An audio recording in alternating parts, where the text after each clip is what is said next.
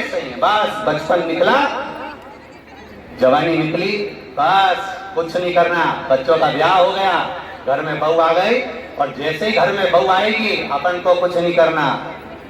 जब गुरुदेव यहाँ आएंगे, भागवत बांटेंगे, राम कथा करेंगे, शिव कथा करेंगे, मंदिर जाएंगे, सुंदर वरुणदेव जाएंगे और भगवान का दर्शन करेंगे, पूजन करेंगे, कथा सुनेंगे। हम भी यही सोच के बैठे, बस अभी बहू आ जाए, गिरी हो जाऊं, इसके बाद मैं कथा में जाऊंगी, इसके बाद सत्संग में जाऊंगी। और मालूम पड़ा कि बहू तो आई पर ऐसी आई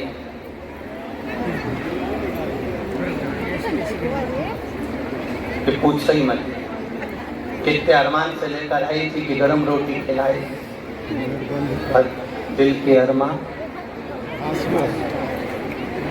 इतने अरमान से लाई कि मेरे को रोटी देगी, भोजन कराएगी, पर अब क्या दे रही है ये तो तुम जानो और तुम्हारी बहू जाने। पर शिव महापुराण की कथा कहती है, भगवान शंकर का संवाद कहता है। आदरणीय गुरु जी के पावन वाणी में हमने एक बार संवाद श्रवण किया था। आपने बड़ी सुंदर भाषा में बहुत सुंदर संवाद को, उत्तर प्रदेश की कोई धरा पर एक संवाद आदरणीय गुरु जी ने कहा था कि भगवान राम सिंहासन पर बैठे हैं, सबको भगवान कुछ ना कुछ पद प्रदान कर रहे हैं। विभीषण को दिया एक पद लंका का, किसी को दिया ये पद, किसी को दिया वो पद, किसी को कोई पद प्रदान करा। तभी भगवान राम जी महाराज बड़ी कृपा करे और भगवान ने कृपा कर श्री हनुमान जी महाराज को बुलाया, और हनुमान जी महाराज को बुलाकर तुरंत पास में बुलाकर कहा, हनुमान अब हमारा मन करता है कि हम तुमको भी पद दे दें। हनुमान जी ने कहा, प्रभु जी पद नहीं चाहिए, अगर तुम पद दे दोगे तो मुझसे काम नहीं। जो काम एक कार्यकर्ता कर सकता है वो पद लेने के बाद पदाधिकारी कभी नहीं कर सकता। ये जिंदगी का एक ध्यान है। एक छोटे से छोटा श्री गणेश तिवारी जी इस आयोजन को करवा रहे हैं, और गणेश तिवारी जी इस आयोजन को करवा रहे हैं। हम तो कहेंगे केवल गणेश तिवारी जी नहीं करवा रहे, इनका नाम जो गणेश है ना, बस वही आयोजन करवा रहा।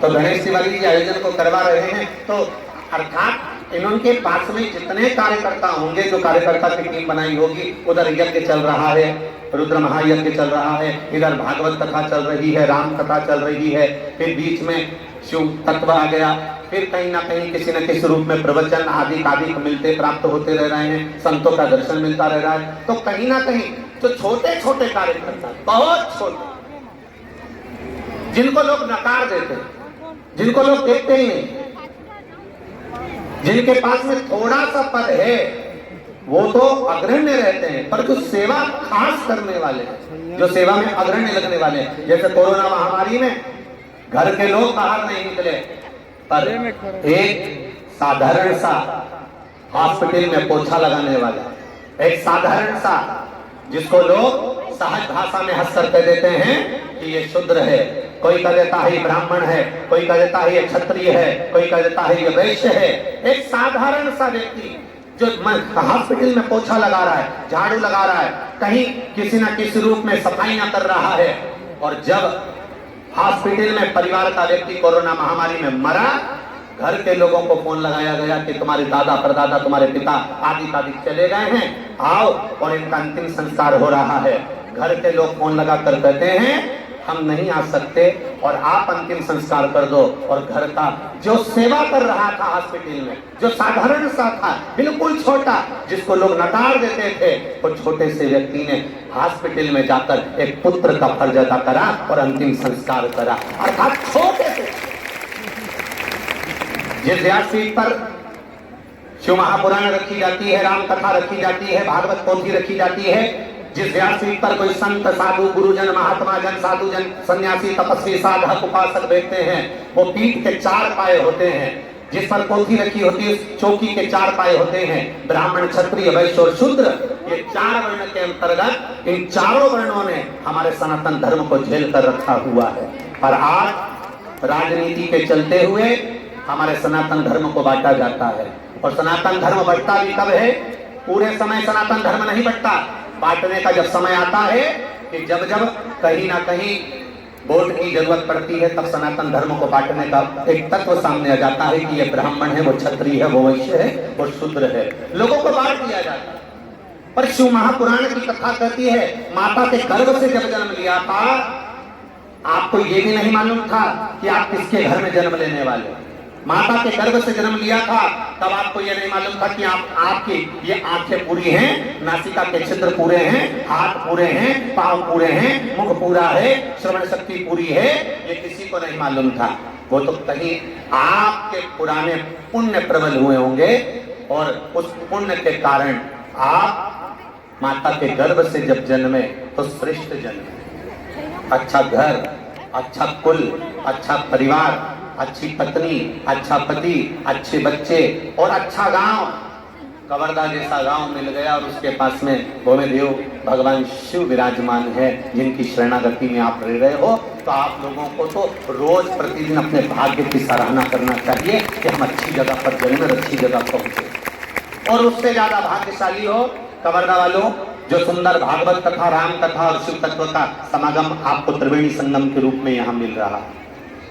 गणेश तिवारी जी, मैं तो आपसे यही कहूंगा कि बाबा भौमदेव ऐसी कृपा करे कि आप ऐसा आयोजन साल साल में एक बार कराते रहो।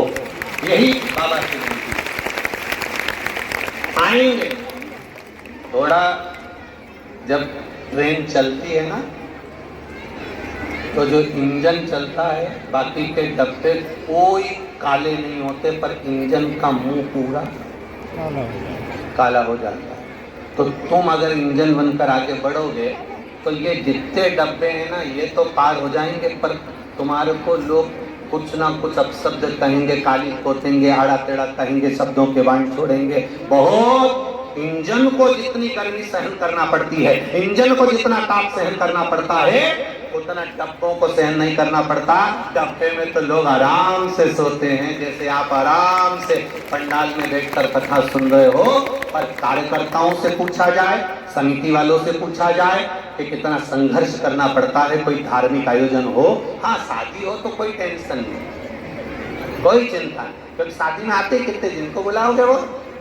पर यहाँ इतने सारे आए, ये धूप में खड़े हुए हैं, इनसे पूछे इनको किसी ने 500 रुपए दिए रहे कि कोई ने 500 रुपए 1000 रुपए दिए हो कि तुम जाओ सत्संग में, प्रवचन में, कथा में और वहां जाकर बैठना, भजन करना, सत्संग करना, कथा सुनना। ना, कोई धन नहीं देता। इनको एक धन है, बोल बम का नारा है, केवल एक बाबा का सहारा लेकर बैठे, उनकी अविरल भक्ति में बैठे, उनके भजन में, उनकी तल्लीनता में बैठे। तो श्री हनुमान जी महाराज से कहा गया कि हमारा मन है, हम तुम्हें पद दे। हनुमान जी बोले महाराज काय चक्कर में डाल रहे हो, पद के चक्कर में डालोगे, पद चले जाता है तो भूत पीछे लग जाता है। पद गया और व्यक्ति के पीछे भूत लग जाता, अर्थात पद जाने के बाद व्यक्ति भूतपूर्व हो जाता है। अगर हमें पद दोगे और पद गया तो भूत लगा, हमें पद चाहिए ही नहीं। नहीं नहीं नहीं, राम जी बोले बिना पद के तो मैं तुझे छोड़ने वाला नहीं। अब हनुमान जी महाराज ने कहा ठीक है, अगर आप जिद पर अड़े हो तो हम भी जिद पर अड़े हैं, हम पद नहीं लेंगे। राम जी बोले मैं तुझे पद देकर मानूंगा। हनुमान जी ने माता जानकी जी से कहा माँ अब मैं क्या करूं? माँ जानकी जी कहती हैं क्यों चिंता करता है, लंका में आया था, प्रणाम करा था तूने मुझको, थोड़ा सा स्मरण कर कि प्रणाम करने के बाद तुझे फल खाने को मिले थे कि नहीं मिले थे। बात हनुमान जी समझ गए और हनुमान जी ने कहा ठीक है प्रभु, हमें एक पद मत दो, अगर देना है तो 2 पद दो। हनुमान जी के जैसे ही 2 पद मांगा, राम जी को लगा पद का लालच बहुत बुरा, आ गया ना लालच, 1 पद की जगह 2 पद मांग रहा। हनुमान जी मांगो तुम्हें कौन सा 2 पद चाहिए, पहले वचन देना पड़ेगा राघव जी, प्रभु जी आपको पद दोगे ना? भगवान बोले बिल्कुल शपथ, पद तुझे दूंगा, बता 2 पद कौन से चाहिए? हनुमान जी ने राघव जी के दोनों चरण पकड़ लिए, ये 2 पद मुझे दे दो जिससे कभी कोई भूतपूर्व नहीं होता।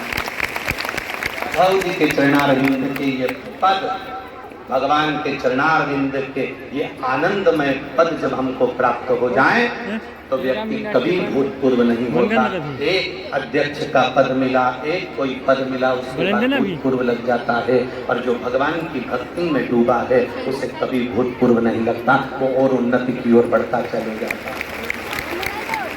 कवर्धा वालों, आप लोगों का भाग्य कितना प्रबल है, शिव तत्व को जानने का मौका मिल रहा है। सारी समस्या का हल एक लोटा जल।